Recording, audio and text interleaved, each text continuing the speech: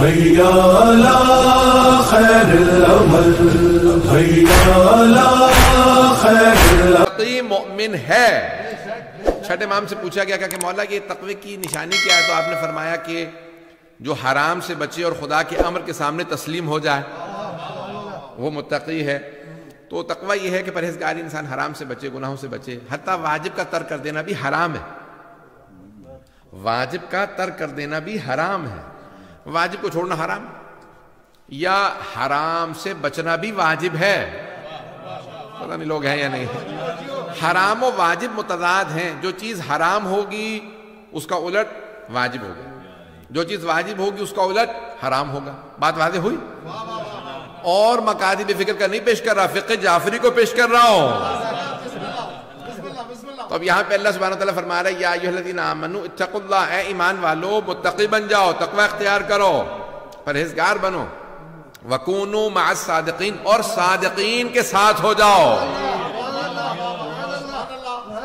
آدھا مجمع ساتھ ہے، آدھا نہیں ہے۔ خطاب مومنوں سے، پہلا خطاب متقی بننے کے لیے، پھر اللہ یہ کہہ رہا ہے وَكُونُوا مَعَ الصَّادِقِينَ۔ یہ نہیں کہا سچے بن جاؤ، کہا سچوں کے ساتھ ہو جاؤ۔ بھئی مومن کو خطاب ہے جب متقی بن جاؤ گے نا تو پھر اس کے بعد صادقین کے ساتھ ہو جانا، کیونکہ سچا بننا تو ایمان کی شرائط میں، تقوی کی شرائط میں نہیں ہے مجمع۔ بھئی اگر متقی ہے تو اس کا مطلب ہے سچا ہے، تو سچا بننے کی نہیں ہے اللہ کا مطالبہ۔ یہ نہیں کہ سچے بن جاؤ، کونو الصادقین نہیں کہا سچے بن جاؤ، نہیں، کونو مع الصادقین۔ کچھ ایسے سچے ہیں جس جیسا بن نہیں سکتے، ان کے صرف ساتھ ہو سکتے ہیں۔ کچھ ایسے سچے ہیں، آئیں ذرا میں آپ کو کچھ پہچان کروا دوں کہ کیسے سچے ہیں۔ کچھ ایسے سچے ہوتے ہیں کہ جن کے صرف ساتھ ہو سکتے ہیں، ان جیسے نہیں ہو سکتے۔ اب نہ کہیے گا ہم جیسے، ہم ان جیسے نہیں ہو سکتے، ان کے صرف ساتھ ہو سکتے ہیں، ساتھ ہو سکتے ہیں۔ کچھ ایسے سچے ہیں۔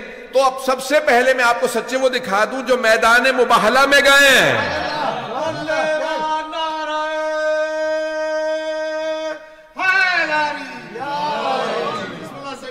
توجہ ہے نا جانے گرام؟ تو جو میدان مباہلہ میں گئے ہیں، اگر سبھی سچے جا سکتے ہوتے تو پھر اللہ کبھی نہ کہتا سچوں کو لے جائیے، جھوٹوں پہ ہم لعنت کریں گے۔ تو اب جو میدان مباہلہ میں گئے ہیں ان جیسے سچوں کے ساتھ ہونا۔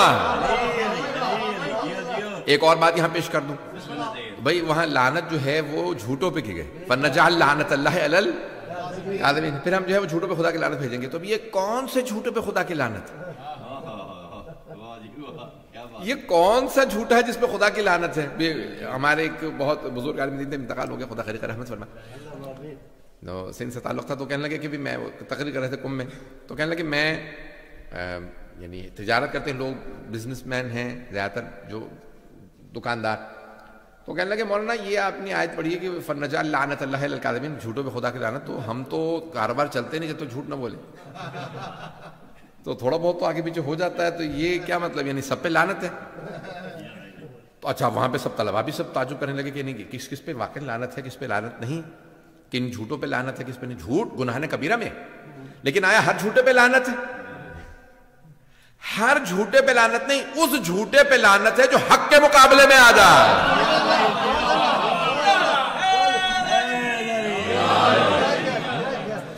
جو حق کے مقابلے میں آ جاتا ہے ایسے جھوٹے پہ خدا کی لعنت ہے۔ جو حق کے مقابلے میں آ جائے، سچوں کے مقابلے میں آ جائے، جو حق والوں کے مقابلے میں آ جائے، چاہے وہ مباہلہ میں ہو چاہے سقیفہ میں ہو،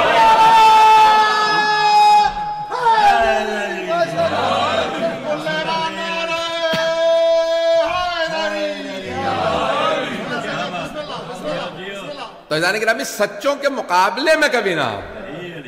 اچھا اب جو حق کے ساتھ ہوتا ہے نا، تو جب وہ حق کے ساتھ ہوتا ہے اس کی بخشش ہو جاتی ہے، کیونکہ حق کے ساتھ ہونے والا لازمی نہیں ہے کہ وہ پورا پرفیکٹ ہو، عادل ہو، ما کمال ہو۔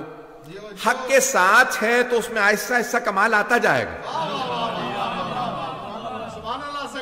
بھئی تھوڑی سی توجہ کیجئے گا، جو سورج کے ساتھ ساتھ رہتا ہے تو روشنی پڑتی رہتی ہے، جو حق کے ساتھ رہے گا اس پہ عکس آتا رہے گا. حق کے ساتھ رہنا بہت ضروری ہے. ساتھ رہو گے تو کچھ نہ کچھ اثر آئے گا, اور جس پہ حق کے ساتھ رہ کے بھی اثر نہ آئے تو اس پہ بھی لعنت ہے. اتنی بات بہت جی نہیں مانتے.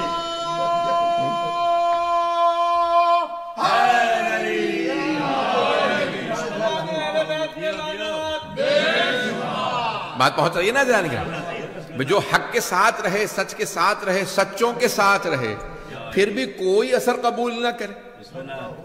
بھئی دیکھیں نا, یہ پانی کیسا ہوتا ہے, آپ نے غور کیا نا, اپنا کوئی رنگ نہیں ہوتا اس کا.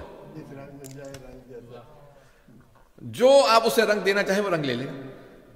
المؤمن کالماء, میں نے ماہ رمضان میں ایک حدیث پیش کی تھی, مومن پانی کی طرح سے ہوتا ہے. عزیزان گرامی, اسی لیے ہم کہتے ہیں کہ مومن کا عنوان و صحیفۃ المؤمن حب علی ابن ابی طالب. حبیب خدا فرما گئے کہ مومن کے نامہ اعمال کا سرنامہ ولایت علی ہوگی.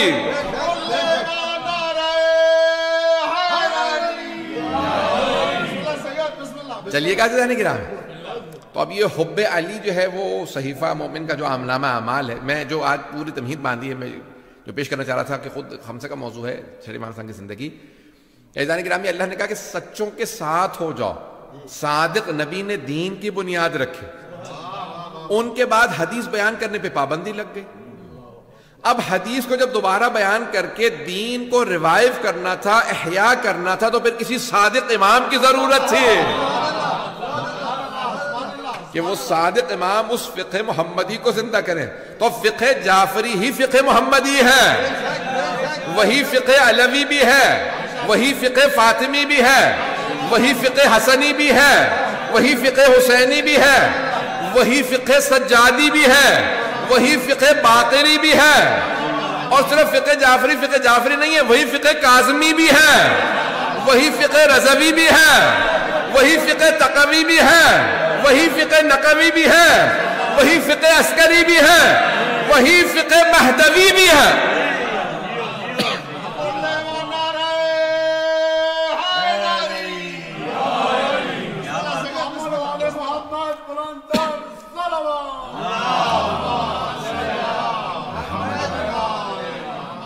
اور فرمانے جانے گرام, یہ جو فقہ جعفری, جس طرح سے فقہ حنفی ہے, فقہ مالکی ہے, فقہ شافعی ہے, فقہ حنبلی ہے, ویسے فقہ جعفری نہیں ہے.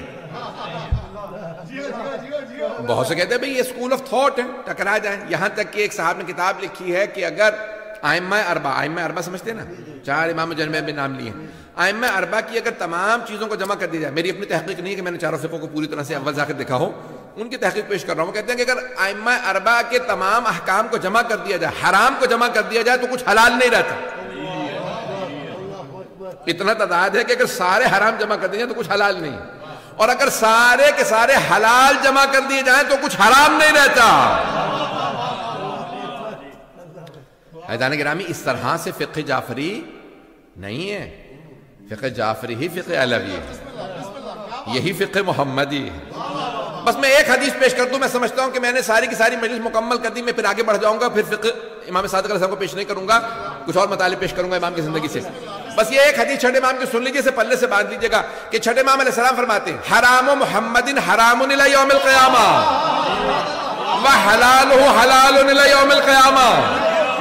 آپ فرماتے ہیں محمد صلی اللہ علیہ وآلہ وسلم کا حرام قیامت تک کے لیے حرام ہے, ان کا حلال قیامت تک کے لیے حلال ہے. بھئی یہ اور ہوں گے جو کہیں گے کہ ہم رسول خدا کے حرام کو حلال کر رہے ہیں. یہ کھانا تھا, یعنی رسول خدا کے زمانے میں حلال تھا, وہ حرمہما وعاقب علیہما, میں اسے حلال کر رہا ہوں. اور پھر اس کے بعد کہیں کہ نہیں رسول خدا کے زمانے میں حلال تھا, میں حرام کر رہا ہوں. عزیزان گرامی, بھائیوں سے پوچھ لیجئے, ہمارے بھائی کہتے ہیں کہ ہم اہل سنت نہیں ہیں, ہم اہل سنت والجماعت ہیں.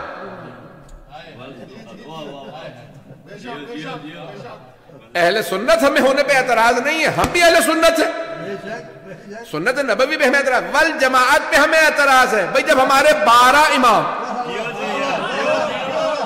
کچھ لوگ پہنچ گئے, جب ہمارے 12 معصوم امام محمد مصطفیٰ کے حرام کو حلال نہیں کر سکتے اور ان کے حلال کو حرام نہیں کر سکتے تو جماعت صحابہ کو کیسے حق ہے؟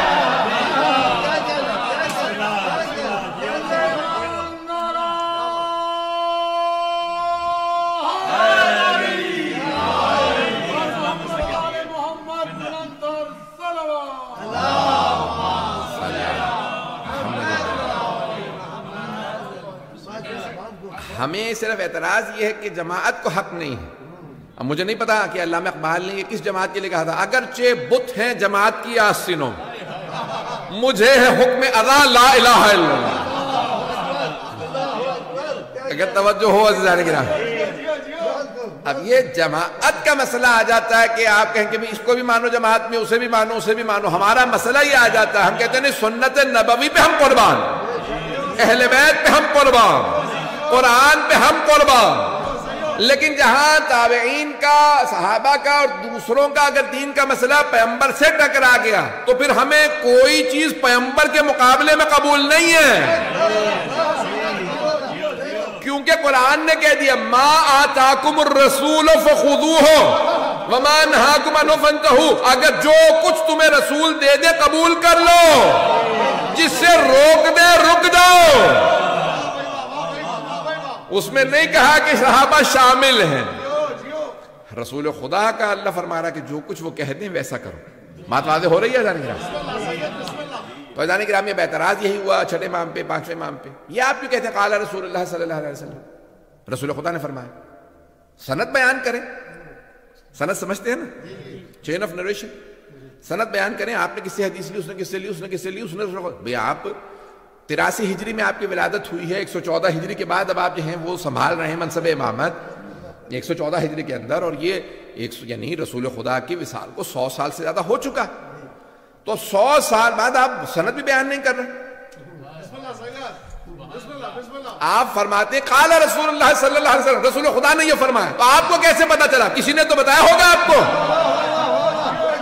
بھئی جو بھی ممبر پہ آتا ہے, جو مجمع میں بیٹھتا ہے, جو پیاز کی دکان پہ بیٹھ کے کہہ رہا ہے پیاز نہ کھاؤ یا کھا لو مکے میں تو بخشے گئے. جو آدمی جو کچھ بھی کہتا ہے وہ سند بیان کرتا ہے, میں نے اس سے سنا کہ رسول خدا نے فرمایا کہ اگر مکے میں پیاز کھایا تو بخشا گیا. پتہ نہیں لوگ ہیں یا نہیں ہیں. قابل اعتراض قابل گرفت بات نہیں کروں گا. عزیزان گرامی, اب یہاں پہ امام سے اعتراض ہوا کہ آپ بیان کیجئے سند کیا ہے. آپ نے فرمایا میں جو کچھ بیان کرتا ہوں اپنے بابا سے, میرے بابا جو کچھ بیان کرتے ہیں میرے دادا سے, وہ جو کچھ بیان کرتے ہیں اپنے والد سے, حسین ابن علی سے, وہ حسن سے یا امیر المؤمنین سے, اور علی جو کچھ بیان کرتے ہیں رسول خدا سے. اللہ قرآن میں فرما رہا ہے وما ينطق عن الهوى ان هو الا وحی یوحی. رسول خدا نطق ہی نہیں کرتے جب تک کہ وحی نازل نہ ہو جائے. کہا ہم جو کچھ بیان کرتے ہیں وہ اللہ ہی سے ہے. یہ میرا سلسلہ سند ہے.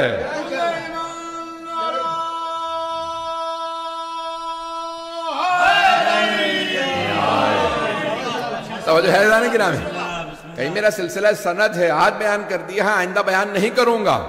میں جو کچھ بیان کرتا ہوں وہ اسی سلسلے سے. عزیزان کرام, امام کے شاگردوں میں 4000 سے زیادہ شاگرد. اچھا یہ ایسے نہیں شاگرد جو الف بے پڑھ رہے ہیں تو وہ بھی شاگرد ہے. اب کوئی مثال کے طور پہ مکتب میں پڑھنے آ گیا, مولا مجھے الف بے پڑھا دیں. مولا یہ تو نہیں کہتے تھے کسی اور سے جا کے الف بے پڑھ لیں. مولا کہتے تھے الف بے پڑھنے آیا, الف بے ہی سکھاؤں گا. لیکن یہ جو 4000 یونیورسٹی میں تھے نا,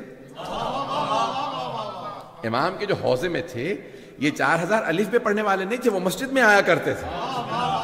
یہ تو مدینے میں امام علیہ السلام کا حوضہ تھا, بہت بڑی بلڈنگ جو بھی میں نے خود دیکھی ہے, 2002 تک تو تھی.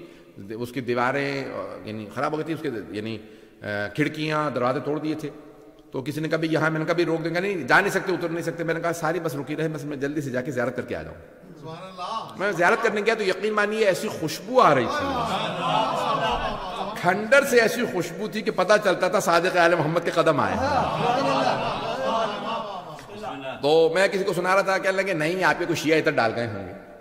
ایک صاحب مجھ سے کہنے لگے کہ شیعہ. میں نے کہا تو پھر مانو نا, کچھ ہستیاں ایسی ہیں کہ جن کے کھنڈر پہ بھی لوگ عطر ڈال کے جاتے ہیں. مدرسہ کھنڈر بھی بن جائے تو لوگ وہاں ادھر ڈال کے جاتے ہیں. اوروں کے متعلق میں کچھ نہیں کہوں گا. اذان گرامی کی جناب صادق آل محمد علیہ السلام کا کرم ہے. 4000 شاگرد, اور یہ سب لوگ ایک بقول ایک صاحب کے کہ یہ سب ریسرچ پیپر لکھ رہے تھے, پی ایچ ڈی یا ایم فل لیول کا یہ سارے کے سارے شاگرد تھے. اور اس کی دلیل کیا ہے کہ ان کے شاگردوں میں ایک سے ایک قابل آدمی, اور انہی کے شاگردوں میں سے امام ابو حنیفہ بھی ہیں, امام مالک بھی ہیں. امام ابو حنیفہ صرف 2 سال پڑھے, امام مالک 7 سال پڑھتے رہے, اور امام مالک اپنی